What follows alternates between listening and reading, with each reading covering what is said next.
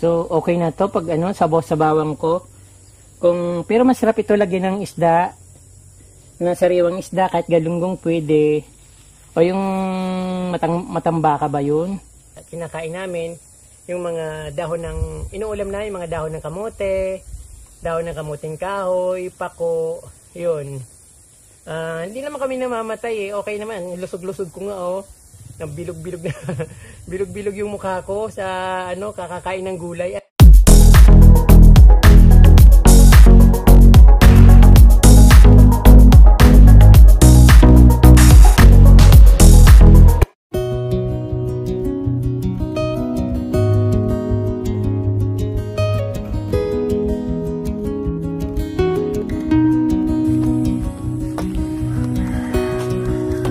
Hello mga kapromdi, ngayon po ay pupunta ko sa aming taniman ng kamote kasi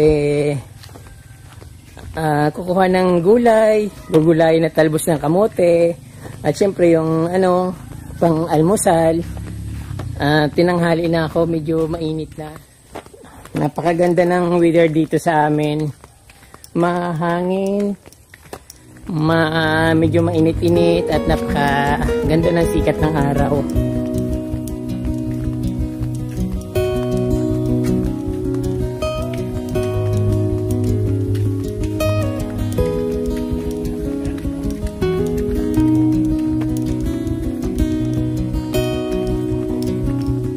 Libreng-libre sa polusyon at syempre palayo sa COVID. Walang face mask, walang face shield. Kasi nandito kami sa ano, ang kahalubilo namin dito ay mga damo, mga kahoy. Ayun. At syempre sa kubo ay nag-iisa din naman ako, kaya very isolated ako talaga.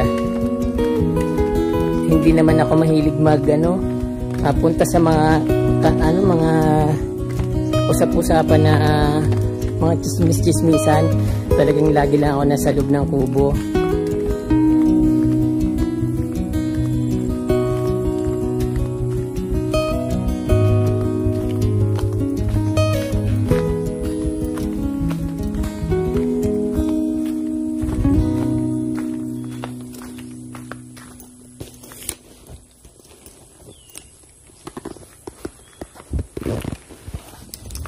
Hindi pa masyadong tag-ulan dito sa amin, pero palagi ng biglang kumukulog at bigla rin na maano yung ulan, pumapatak na malalaki.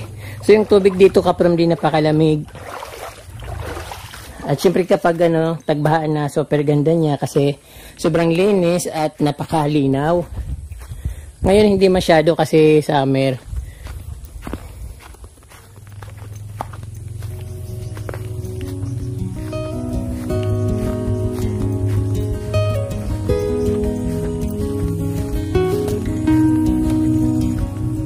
Medyo bakit ito ng konti.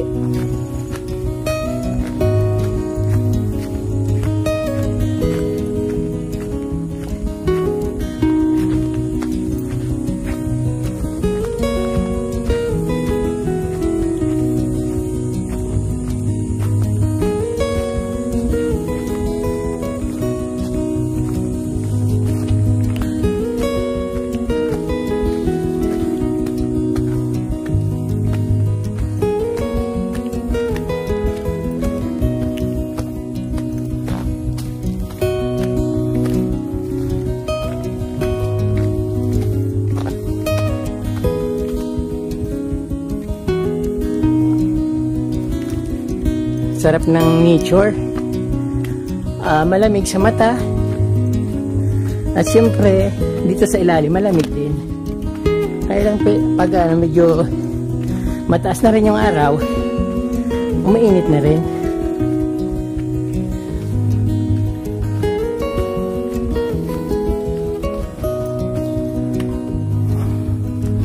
Napakaganda ng dragon tail. Ayun, paakyat siya, ang taba. Ay, nakakasilaw. Tumingin sa taas.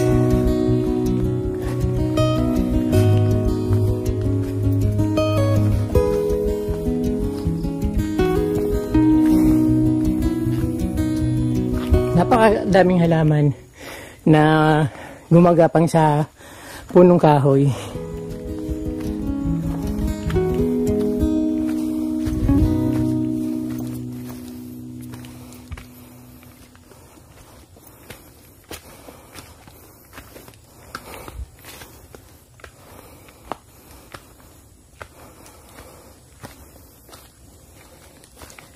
Meron ditong Calathea lutea. Ayan, so kalat yan dito. Kalat yan talaga siya. Lutea. Namumulaklak din siya. Pero ay napakataba niya.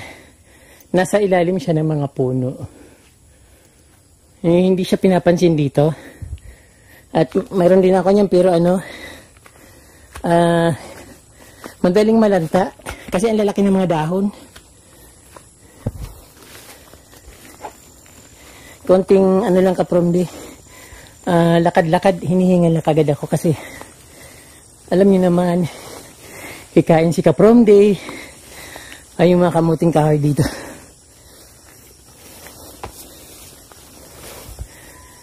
Ay, napakayabong ng mga kamuting kahoy, yung mga lubi-lubi. Ayan. Saan ako dadaan dito?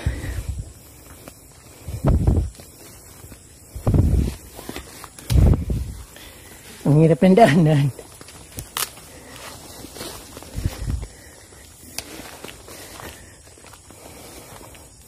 So dito na ako sa mismong kamutihan at mga kamuting kahoy. Siyempre, ang sarap ng pakiramdam kapag nakikita ko yung pure nature. Natatanong ko yung Mount Isarog, yung sa ibaba ng kamutihan, overlooking na views na ano mo tawag doon, patid hininga na views sa ibaba.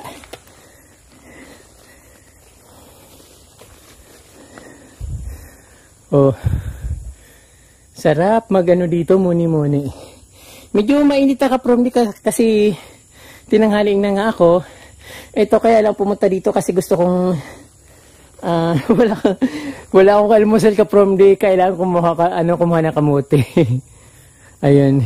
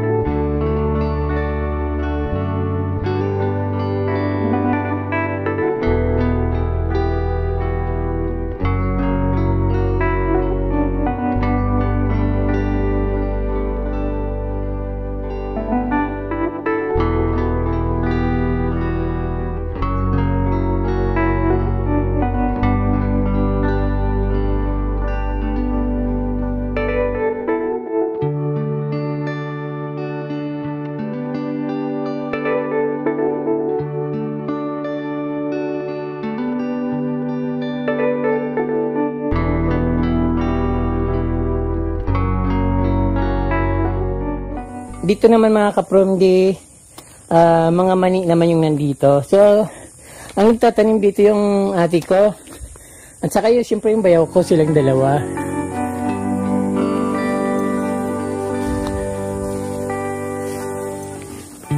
Ayun, ang tataba ng mga mani.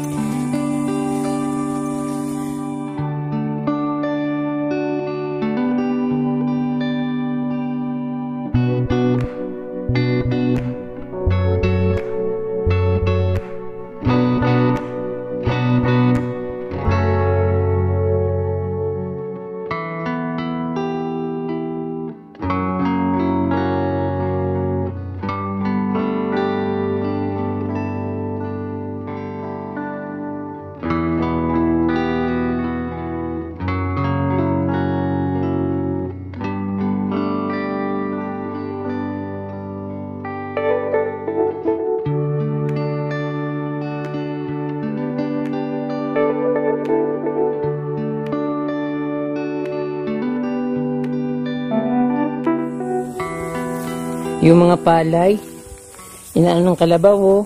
Kinakain ng kalabaw, sayang.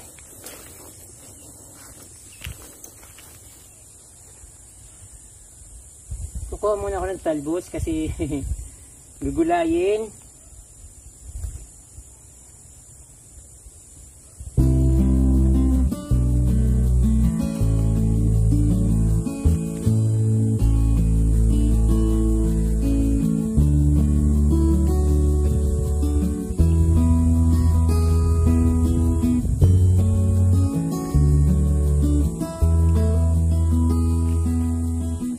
Sarap nitong igisa sa sa tuna. Sa yung tuna na dilata lang kasi mahal yung tuna na nabibili sa palengke, sa sari-sari store lang na tuna.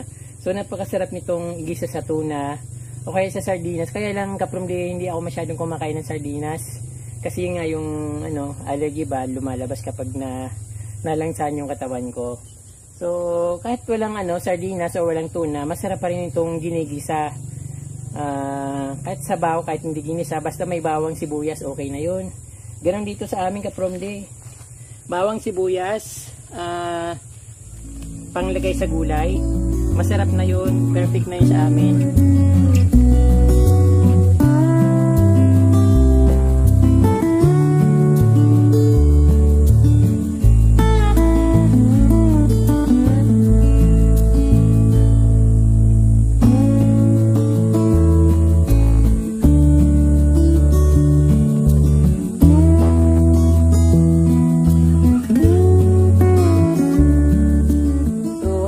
Laman kasi kakakuha lang yata ng ate ko. Wala akong nakukuhang kamote.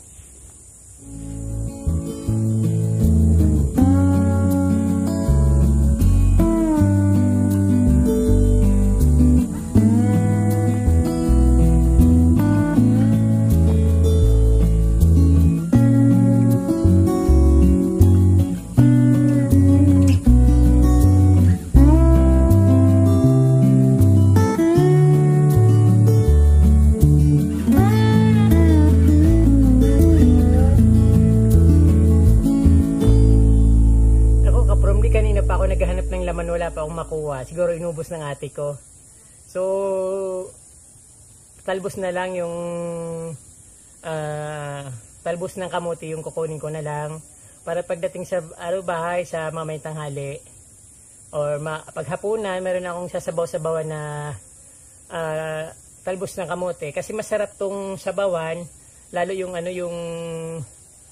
kulay niya, kulay pula. So yung sabaw niya pag sinabawan mo, pag ginisa mo, namumula yung sabaw. Napakasarap higupin.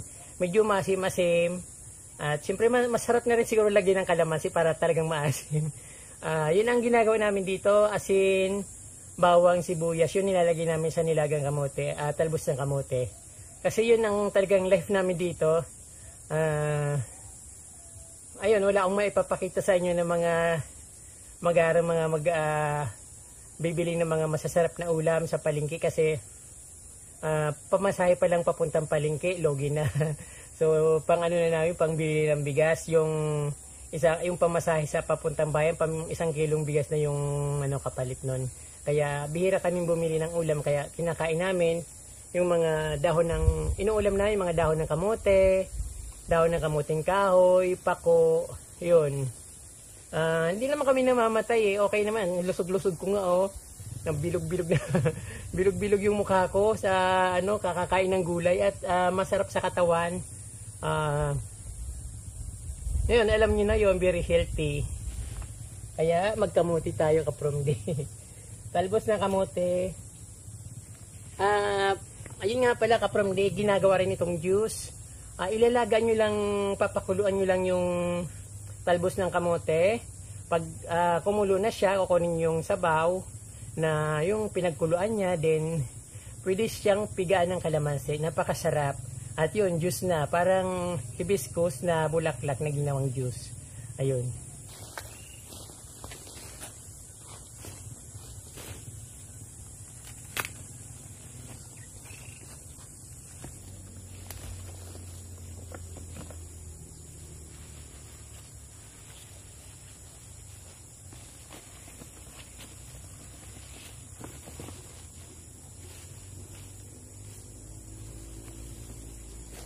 So, okay na to pag sabaw-sabawang ko. Pero masarap ito lagyan ng isda, ng sariwang isda, kahit galunggong pwede. O yung matambaka ba yun? Pwede rin siya. Pero saka na lang, pag may budget na.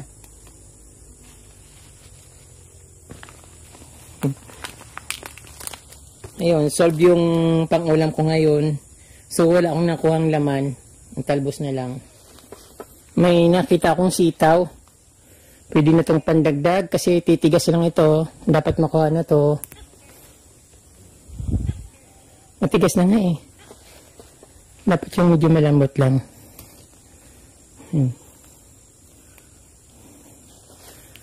Sarap nitong gulayin. Sariwang sariwa. Maliliit pa yung iba.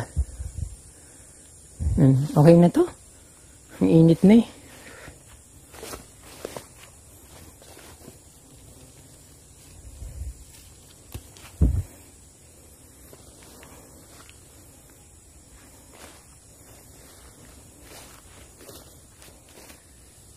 Nako, ayun kapromdi. Tumatagak-tak yung pawis ko dito kasi pawisin talaga ako kapromdi, kaya yun yung problema ko, pawisin. Pag natayo ng pawis, parang yun na yung simula ng ubo. So lagi na lang ubo yung dinadaing ko. Yun naman kasi talagang totoo kapromdi. Wala naman ako ibang naramdaman ko di yung palagi.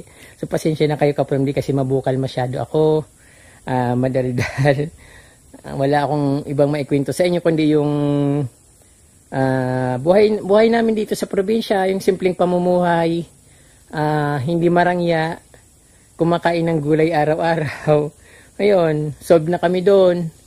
At yun, at uwi na ako at nakakuha na ako ng talbos ng kamote at wala akong nakuhang laman.